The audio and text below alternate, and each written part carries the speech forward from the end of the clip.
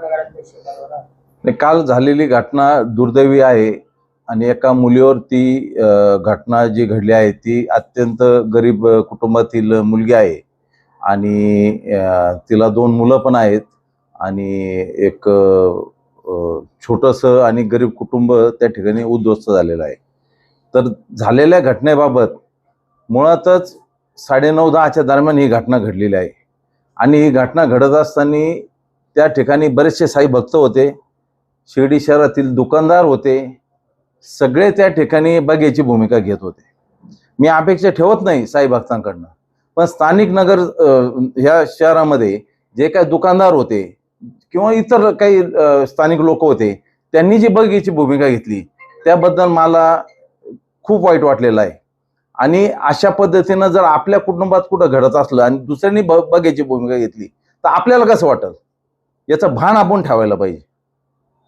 भैया त्या ठिकाणी सुरक्षा रक्षक असतात साईबाबा संस्थांचे, तिथे पोलीस चौकी, हाकेच्या अंतरावर हत्या झाली, काय नेमकी? हाकेच्या अंतरावर हत्या झालेली आहे याच्यात कुठलीही शंका नाही. पैसे खर्च करून त्या ठिकाणी पोलीस आउटपोस्ट पण दिलेला आहे. साईबाबा संस्थांचं पण त्याच्यावर नियंत्रण आहे. त्या आउटपोस्टवर साईबाबा संस्थांचे सुरक्षा रक्षक त्या ठिकाणी आहेत. मग हा मोठा प्रश्नचिन्ह नेहमी सातत्याने उभा राहत असतो की बघ्याची भूमिका घेणाऱ्यांमध्ये सगळ्यांचीच इन्व्हॉल्वमेंट आहे. अशा लोकांवर कठोर कारवाई झाली पाहिजे. संस्थांचे कर्मचारी असो किंवा पोलीस स्टेशनचे त्या ठिकाणी कर्मचारी असो यांच्यावर सुद्धा कारवाई झाली पाहिजे. नेमकं काय घटना ही आणि मुली नेमकं कोण काय? नाही, आता जी मुलगी मयत झाली आहे तिचं नाव जयश्री साईनाथ क्षीरसागर आहे. तिचा उपचाराच्या दरम्यान तिचा मृत्यू झालेला आहे आणि तिच्यावर जो काही खुनी हल्ला केलेला आहे त्यामध्ये नाझिया उर्फ फिजा पटेल ही एक मुलगी आहे आणि दुसरी अंजली राजू खंडीजोड ही पण मुलगी आहे. तर जी खंडीजोड आहे तिचं वय आहे 22 आणि ही फिजा पटेल आहे हिचं वय आहे 21 आणि जी मयत झालेली आहे साधारण तिचं वय सुद्धा 26-27 वर्ष वय आहे. आणि ज्या पद्धतीनं निर्गुण त्या ठिकाणी हत्या करण्यात आली आहे, पुरुष समजू शकतो, मुलं समजू शकतो, पण ज्यावेळेस मुली असं कृत्य करतात तर याचा बोध आता शिर्डीकरांनी आमच्यासारख्या नेत्यांनी कार्यकर्त्यांनी घेतला पाहिजे. सकाळी शिर्डी PI आपले रणजित गलांडे साहेब त्यांचा सकाळीच मला फोन आला होता. आमची घटनेच्या बाबतीत चर्चा झाली, त्याच्यानंतर सुजयदादांशी चर्चा झाली, त्याच्यानंतर आमच्या शहराचे मुख्य अधिकारी CO डिगे साहेब यांच्याबरोबर सुद्धा आमची चर्चा झाली. आता नामदार साहेब आले होते त्यांची पण चर्चा झाली आणि कठोरचे कठोर पावलं उचलावीत म्हणून त्यांचे आदेश या ठिकाणी प्राप्त झालेले आहेत. कमी श्रमामध्ये जास्त पैसा मिळतो आणि त्याच्यामुळेच असले प्रकार सगळे घडत आहेत. जे ज्या मुली आहेत या त्या ठिकाणी काय व्यवसाय करतात नेमकं यांच्या मागे आहे कोण का एवढी डेअरिंग करतात? ज्या मुली किंवा मुलं अल्पवयीन मुलं किंवा अल्पवयीन मुली शाळेत न जाता त्यांचे आईवडील त्यांना प्रोत्साहन देतात. हलक्या हाताने 1500, 1,500-2,000 रुपये संध्याकाळपर्यंत ते मुलं घरी आणतात. टिळा लावायच्या नावाखाली साई भक्तांना इमोशनल ब्लॅकमेल करतात. महिलेचा पदर ओढणं म्हणा, पुरुषांचे शर्ट ओढणं म्हणा, त्यांना आपुलकी दाखवणं की आम्ही छोटे आहोत, शाळेत दप्तर घ्यायला पैसे नाही, आम्हाला घरी खायला नाही, अशा प्रकारच्या विनवण्या करून साई भक्तांना इमोशनली ब्लॅकमेल करून ते कमीत कमी 1 टिळा लावायचे. आपण समजू शकतो एखादा साई भक्त आहे तिची इच्छा 10 रुपये द्यायची किंवा 50 रुपये द्यायची, तर हे अगदी त्या साई भक्ताला म्हणजे इतकं काही त्रास देतात की त्याच्याकडनं 200 रुपये 500 रुपये याच्या खाली कुठेही ते पैसे घ्यायला तयार नसतात आणि इझी मनी तयार झालेला आहे. याच्यातनं नशा करणं, नशा करून याच्यानंतर याची एक टोळी तयार झालेली असणार आहे 100%. ह्या टोळीवर कोणाचं नियंत्रण आहे याचा सुद्धा शोध घेणं पोलीस स्टेशनला एक त्यांची सुद्धा महत्वाची या ठिकाणी भूमिका आहे. मी एक गोष्ट मान्य करतो, शिर्डी पोलीस स्टेशन एकदम चांगलं त्या ठिकाणी कार्य करत आहेत. आमचे DYCP साहेब आहेत, PI गलांडे साहेब आहेत, हे चांगलं काम चालू आहे. त्यांना जी मदत पाहिजे ती आमच्या नगर परिषदेची मदत पाहिजे, साईबाबा संस्थांची पाहिजे, ती पण मदत देण्याच्या अनुषंगाने आमची चर्चा झालेली आहे. आता या ज्या घटना घडतायत नगर परिषद म्हणून आपण नेमकं काय पावलं उचलणार? नगर परिषद म्हणून आम्ही या ठिकाणी आता कठोर पावलं उचलण्याचा निर्णय घेतलेला आहे. शिर्डी शहरामध्ये रस्त्यावर कोणालाही ह्यापुढे व्यवसाय करता येणार नाही. तसेही बंधनं यापूर्वी होते आणि आता सुद्धा कोणीही रस्त्यावर व्यवसाय करू नये, कोणाला करून देण्यात येणार नाही, याची खबरदारी आता सगळ्यांनी घ्यायची आहे. ज्या स्वतःचं जरी शॉप असेल आणि शटर असेल, शटरच्या पुढे सुद्धा आपण कुठल्याही त्या ठिकाणी माल लावून व्यवसाय करता येणार नाही. जो काही व्यवसाय तुम्हाला करायचा असेल तो तुम्हाला कायदेशीर व्यवसाय करावा लागेल. तुम्हाला, नागरिकांना माझं आव्हान आहे, तुम्हाला तुमच्या मुलांसाठी, महिलांसाठी, मुलींसाठी संरक्षण पाहिजे का नाही पाहिजे, हा मोठा प्रश्न आहे. जर तुम्हाला संरक्षण पाहिजे असेल तर आम्ही जी नियमावली या ठिकाणी तुमच्यावर लादणार आहोत, लादणारच म्हणणार मी, कारण गुढीत काय कोणाला समजत नाही. आणि हा सगळ्यांच्या संरक्षणाचा प्रश्न आहे. ज्या पद्धतीने त्या महिलेच्या कुटुंबातील छोटे मुलं, तिचे घरचे लोक ज्या पद्धतीने या ठिकाणी आक्रोश करत होते, याच्यावर आपण बोध घेतला पाहिजे की आपल्या घरात घटना घडल्यानंतर सुद्धा असले प्रकार होऊ शकतात. म्हणून या आजपासून आम्ही कठोर पावलं उचलून सगळं बंद करणार आहोत. यानंतर जेवढे व्यवसाय असतील, तुमचे भंगारचे दुकान असतील, तुमच्या पानटापऱ्या असतील, तुमच्या फुल दुकान असतील, कुठलाही व्यवसाय असू, ज्यांनी शिर्डी नगर परिषदेकडे परवानगी घेतली नसेल अशांना परवानगी घेणं बंधनकारक आहे. आम्ही तुम्हाला एक अल्टिमेटम देणार आहोत. या अल्टिमेटम मध्ये तुम्ही जर ही पूर्तता केली नाही, परवानगी घेतली नाही, तर आम्ही तुमचे दुकानं, पानटपऱ्या तुमचे सगळे सील करून टाकणार आहोत.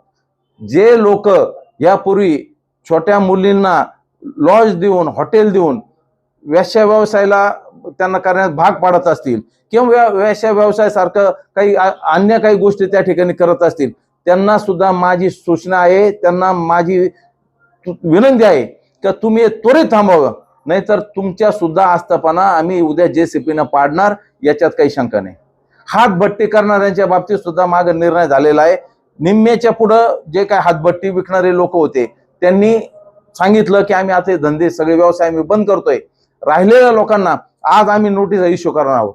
या नोटीस इश्यू झाल्यानंतर 8 दिवसांनी त्याची हिअरिंग होईल. हिअरिंग झाल्यानंतर ते जर व्यवस्थित अगदी त्यांचे व्यवसाय बंद करत असतील तर ठीक आहे, नंतर त्यांच्या सुद्धा काय आस्थापना कायदेशीर नाही, बेकायदेशीर आस्थापना आहे, त्याच्यावर सुद्धा कठोर आम्ही कारवाई करणार. इतक्या दिवसापासून गुन्हेगारीवर अजूनही लगाम बसत नाहीये, याला जास्त उशीर झालाय का? आणि आता सुद्धा याच्यावर लगाम बसेल याची शाश्वती कशी आहे? काय झालंय माहितीये का, रस्त्यावर नगर परिषदेची जागा, त्या नगर परिषदेच्या जागेवर आपण आम्हा पैसा मिळवतो याचं भान राहिलेलं नाही. आणि त्याच्यातनं हे पैसे मिळवून याच्यातनं गुन्हेगारी, त्याच्यानंतर रात्री बेरात्री शिर्डी शहर चालू. आत्ताच नामदार साहेबांनी त्या ठिकाणी आदेश दिलेले आहेत की शिर्डी शहराला आता आम्ही दुकानं किती वाजेपर्यंत चालवायचे, रेस्टॉरंट किती वाजेपर्यंत चालवायचे, याचे आम्ही आजपासून बंधनं घालणार आहोत. त्या ठिकाणी शिर्डी पोलीस स्टेशन DYSP साहेब असतील, PI असतील, नगर परिषदेचे आमचे नगराध्यक्ष असतील, नगरसेवक आमचे CO असतील, आम्ही एकत्र बसून आज त्याची नियमावली तयार करणार आहोत आणि तसे आदेश आम्ही आजच त्या संदर्भात आम्ही पारित करणार आहोत. आता तुम्ही दुकानं आस्थापना बंद करण्याच्या वेळेविषयी बोला, पण ही जी घटना झालेली 9-9:30च्या दरम्यान झाली, खूप उशिरा झालेला हा विषय नाही, तर मग आता कसं करणार? मग तेच तुम्हाला सांगतो, इझी मनीमुळं ज्या पद्धतीनं लोकांनी इथं आज मास केलेला आहे, तर मुळातच रस्त्यावर आम्ही कोणाला व्यवसाय करून देणार नाही. बेकायदेशीर व्यवसाय करायचा नाही शिर्डीत. हे बेकायदेशीर व्यवसाय लोक करतात, त्याच्यामुळे हे सगळे प्रकार घडताय. तर आम्ही इथून पुढे बेकायदेशीर कुठलंही कृत्य होऊन देणार नाही. आम्ही एकदा हे सगळे व्यवसाय बंद झाले, रोडवर बसणं बंद झालं, तर ऑटोमॅटिक तुम्हाला मी सांगतो शिर्डीतली गुन्हेगारी शून्यावर येऊन थांबणार आहे. आणि ही सायन्सची नगरी, क्राईमची नगरी नाही. इथं क्राईम बिलकुल सहन केला जाणार नाही. आणि ही सायन्सची नगरी, तर सायन्सच्या नगरीच पावित्र्य या ठिकाणी जोपासण्यात येईल. यांच्या मागे कोणी आहे का, पाठीशी कोणी घालतात भैया? कदाचित सांगितलं जातं, अशी चर्चा आहे गावामध्ये की जे लोक व्यवसाय करतायत ते सगळे आले आहेत. तुम्ही गुन्हेगारी कशी बंद करू शकता, गुन्हेगारी कशी कमी होईल? जर या लोकांना व्यवसाय करायला, तुमच्याकडे तर 500 कर्मचारी कार्यकर्ते आहेत, त्यापैकी 2 खराब आहेत, 498 कर्मचाऱ्यांना तुम्हाला व्यवसाय द्यायची गरज आहे. त्या लोकांनी जायचं कुठं? तुम्ही आज कारवाई सुरू करतायत, सगळे त्याच्यात भाडले जातील. बाकीच्या लोकांनी करायचं काय?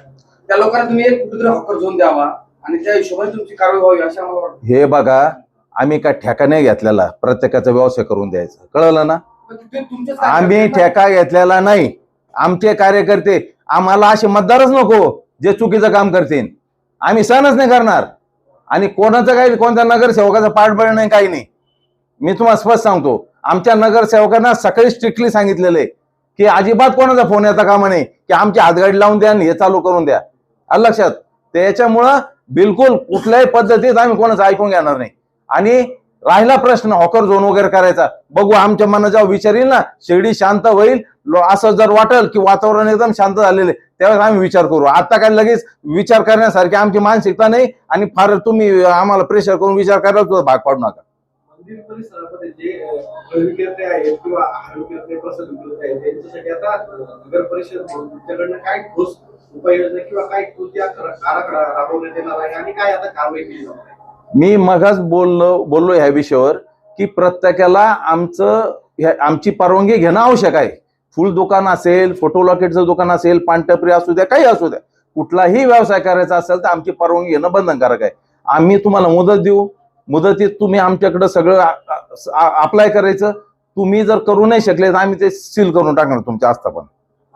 एप्रिलच्या अखेरीपर्यंत हा? ज्यांच्याकडे परवानगी नाही त्यांची हक्कपट्टी हाकलपट्टी नाही, आम्ही व्यवसायच करून देणार नाही, चुकीचा व्यवसायच सहन करून घेणार नाही.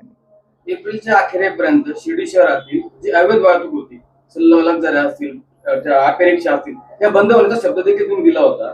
ते आजपर्यंत बंद झालेलं नाही. परत आता तुम्ही परत तेच म्हणताय की आम्हाला वेळ द्या, आम्ही या वेळ देऊ. असं म्हणजे नेमकं काय चाललंय? लोकांना काय ते कुठेतरी हे मिळत नाही, शाश्वती मिळत नाही. असं आहे, शाश्वती महत्वाची नाही.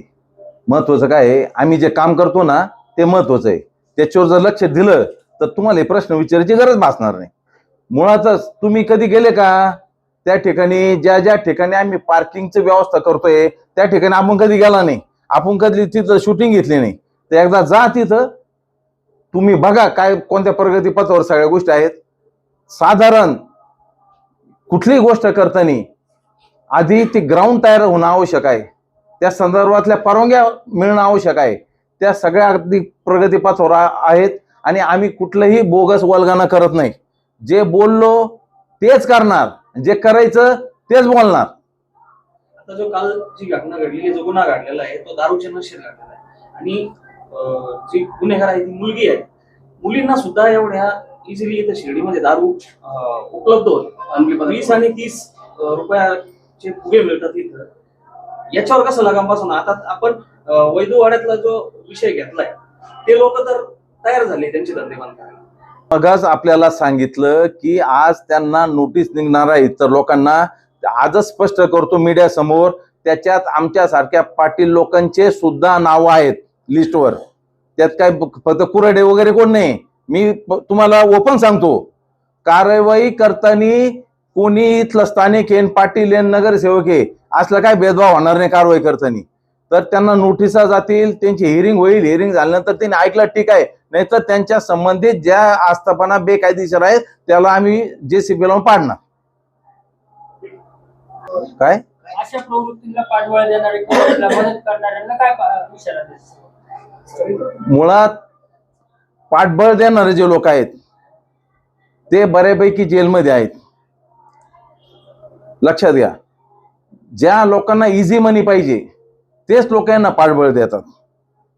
आता मध्यंतरी असा पण विषय आला की फुल दुकानाचे रेट आम्ही कमी करायला तयार आहोत, आमचे भाडे कमी करायला लावू. तर भाडे कमी करायचा काही नगर परिषदेचा काही अधिकार नाही ना, पोलीस स्टेशनचा.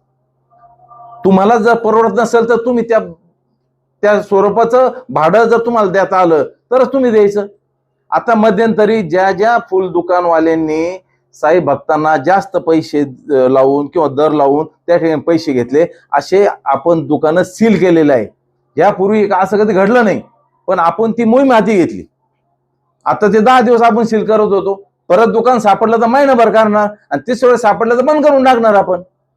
जसं तुम्ही सांगितलं, भाडं कंट्रोल करणं आपलं काम नाही, पण रेंट कंट्रोल ऍक्ट पण आहे, याचा वापर करून ह्या गोष्टी होऊ शकतात. तो कायदेशीर कोणाला अधिकार आहे?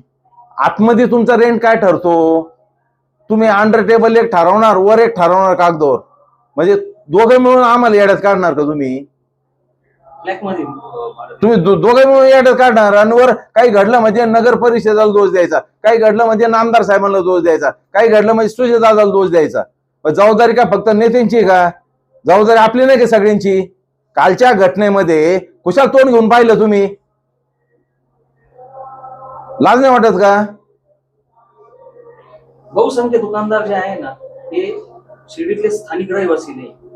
एखाद्या अशा लोकांना कसं तुम्ही असं आहे, ज्या लोकांना शांतता पाहिजे, ज्या लोकांना शिर्डीचा बाबांचा सरदार सबुरीचा संदेश माहिती आहे, ज्या लोकांना शांतता पाहिजे, सगळं पाहिजे, जे लोक इथं मतदार आहेत, इथं येणारा जो भाविक आहे, सगळ्यांना संरक्षण देणं, त्यांची काळजी घेणं, या राज्याचे नेते नामदार राधाकृष्ण विखे या मतदारसंघाचे आमदार आहेत, सुजयदादा आहेत, आमच्यासारखे नगरसेवक नगराध्यक्ष आहेत, सगळे आमच्या सगळ्यांची ती जबाबदारी आहे. आणि हीच जबाबदारी प्रत्येक शिर्डीत राहणाऱ्या स्थानिक नागरिकांची पण आहे.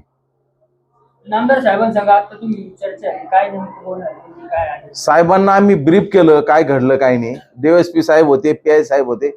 ब्रीफ केल्यानंतर साधारण त्यांनी निर्देश दिलेला आहे की शिर्डी शहर याला आता तुम्ही हे सगळे रोडवर बसणार लोक सगळे बंद करून टाका, जे कायद्यात बसत नाही, ज्यांनी परवानग्या घेतल्या नाही, मग असं मी तुम्हाला बोललो, अशा सगळ्या लोकांना परवानग्या घेणं बंधनकारक करा. त्यानंतर वेळ ठरवून द्या. कायद्यात जी वेळ आहे ती वेळ ठरवली पाहिजे. त्या पद्धतीचे निर्देश त्यांनी त्या ठिकाणी दिलेले, आदेश दिलेले आहेत आम्हाला. ही कारवाई कधीपासून सुरू होणार?